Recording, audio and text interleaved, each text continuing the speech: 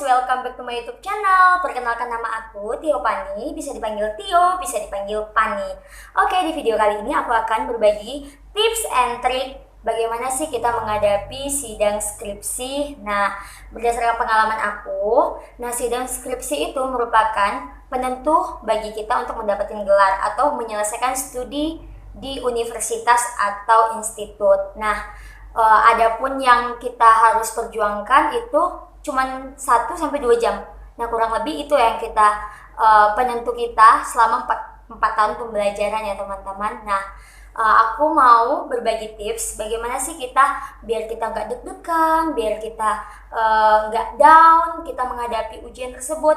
Nah, aku ada 7 trik and tips bagaimana cara menghadapi ujian skripsi. Oke, check it out. Jangan lupa kasih like, comment, and subscribe, dan share video ini ke teman-teman kalian ya teman-teman. Oke, selanjutnya tips yang pertama, persiapkan dan kuasai materi skripsi dengan baik. Nah, persiapkan ini artinya kalian kan itu pekerjaan kalian. Kayak aku kemarin itu skripsi kan kita sendiri yang buat. Nah, kita harus mempersiapkan benar-benar apa sih yang akan nanti muncul pertanyaan-pertanyaan di dalam sidang itu. Nah, persiapkan dengan baik dengan cara kalian itu pelajari materinya, kalian buat poin-poinnya, kalian bisa pelajari draftnya itu dan kalian tandain dengan ballpoint. Nah, biasanya aku sih pelajari materi itu aku nggak semuanya kebaca ya, karena kan kurang lebih udah ada di otak ya. Nah, jadi aku tandain aja yang penting menurut aku. Nah, pertama tuh misalnya yang paling penting ya di ujian skripsi itu yaitu bab 1, bab 4, dan bab 5. Nah, tapi nggak semua dosen yang seperti itu. Ada juga dosen yang menanyakan bab 2 atau bab 3 atau bahkan lampiran. Nah, kalian teman-teman jangan sampai kalian itu tercecer karena untuk memperhatikan bab 1, bab 3, bab 4, dan bab 5. Kalian harus mempelajarinya semuanya, oke? Dan buat aja yang penting-pentingnya. Kalau bisa ada catatan khusus ya sebelum kalian menghadapi ujian. Tips yang kedua, pelajari karakter dosen. Nah, sebelum kalian ujian, pasti kalian mengalami berbagai kegiatan-kegiatan lainnya seperti seminar atau kalian mengikuti magang. Nah, di kegiatan-kegiatan tersebut kalian bisa pelajari sih apa sih karakter-karakter dosen ini, bagaimana sih karakternya, atau kalian bisa juga tanya sama teman-teman kalian, ini dosennya gimana sih, atau juga kalian bisa ngikutin seminar teman kalian atau kakak tingkat kalian. Jadi kalian tahu kalau dosen yang ini sukanya ini, dosen yang ini nggak bisa kayak gini gitu teman-teman. Nah, seperti pengalaman aku, misalnya penguji aku itu adalah pembimbing magang aku. Nah, aku udah tahu tuh karakter bapak ini sukanya seperti ini, tulisannya harus seperti ini gitu teman-teman. Nah, kalian harus pahami karakter dosen itu apa sih mau dosen. Ketiga, yaitu persiapkan materi PPT dengan baik. Nah, PPT yang baik itu tidak semata-mata dengan banyak tulisan atau banyak gambar. Nggak semata-mata seperti itu ya teman-teman. Nah, dosen itu lebih suka yang singkat, padat, dan jelas, dan kita bisa menguasai materinya. Nah, misalnya seperti ini teman-teman, kita buat nih contohnya punya aku ya teman-teman, bagaimana sih perkembangan indeks Gini rasio tanaman kelapa dalam terhadap rumah tangga petani. Nah, aku harus buat nih bagaimana sih pendahuluannya. Nah, pendahuluannya itu nggak aku buat paragraf banyak gitu teman-teman. Nah, aku buat poin-poinnya saja. Indeks Gini rasio akan meningkat. Nah, aku akan menjelaskan lebih lanjut dan harus maksudnya itu harus ditambahkan dengan skema atau gambar agar dosen itu lebih tertarik melihat PPT kita dan bisa mendengarkan penjelasan kita dengan baik. Latihan atau simulasi bahan skripsi kita. Nah, latihan atau simulasi ini kalian biasanya harus lakukan ya teman-teman sebelum kalian menghadapi ujian. Nah, aku kemarin sih pengalaman aku simulasi dan latihannya itu di depan teman-teman aku. Nah, pas aku simulasi nih, ada teman-teman aku tuh yang ketawa, ada yang bertanya. Nah, mereka tuh karena kurang lebih kan hampir tahu materi kita atau hampir tahu sih apa yang akan kita bahas gitu.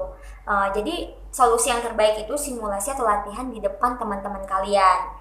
Nah, itu yang cocok ya teman-teman. Jadi kalian tahu gimana sih rasanya ujian, gimana sih kita itu ditanyain dosen.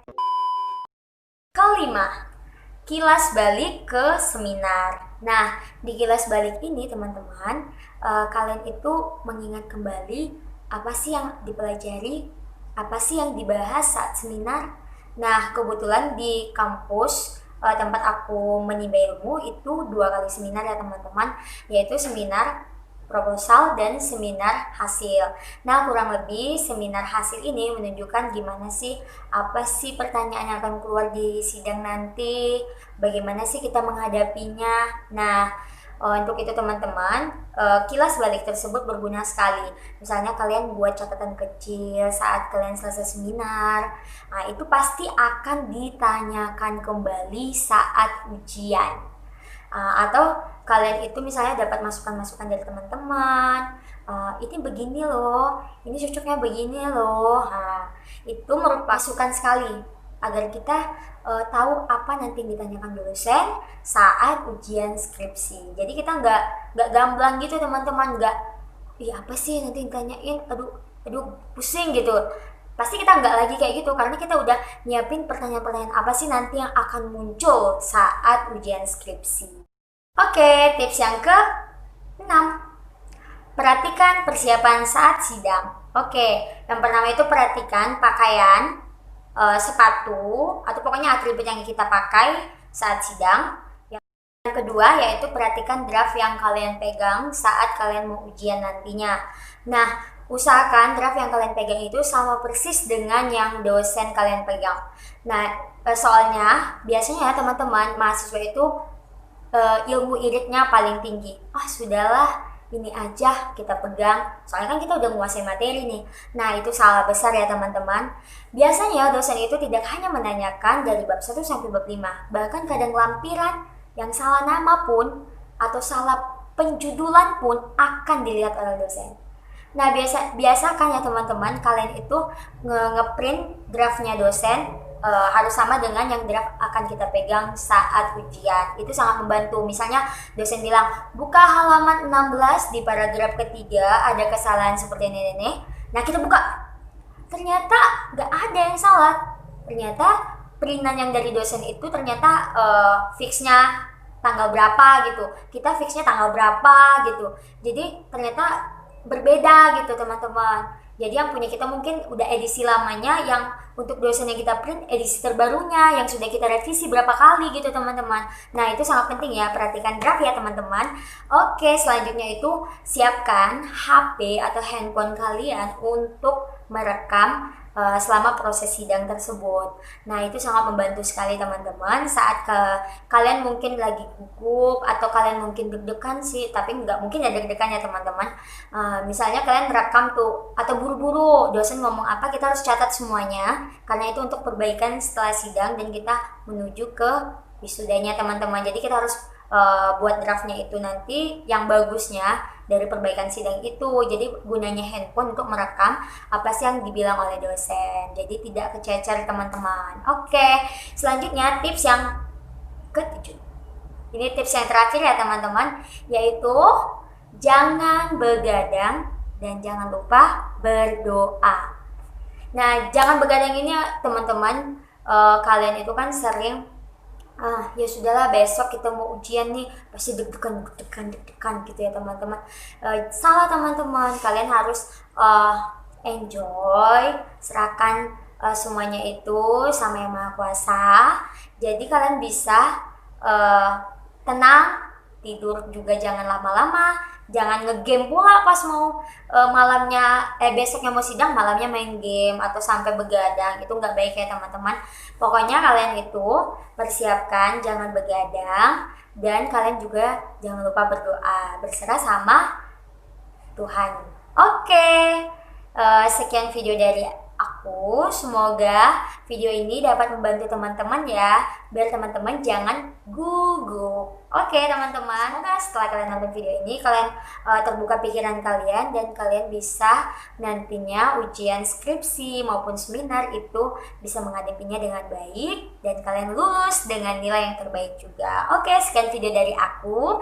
Semoga video ini dapat membantu teman-teman dan dapat memberi masukan kepada teman-teman. Jika kalian suka jangan lupa like, jika kalian mau tanya-tanya jangan lupa komen, dan juga jangan lupa subscribe serta share video ini ke teman-teman kalian. Oke, see you next video.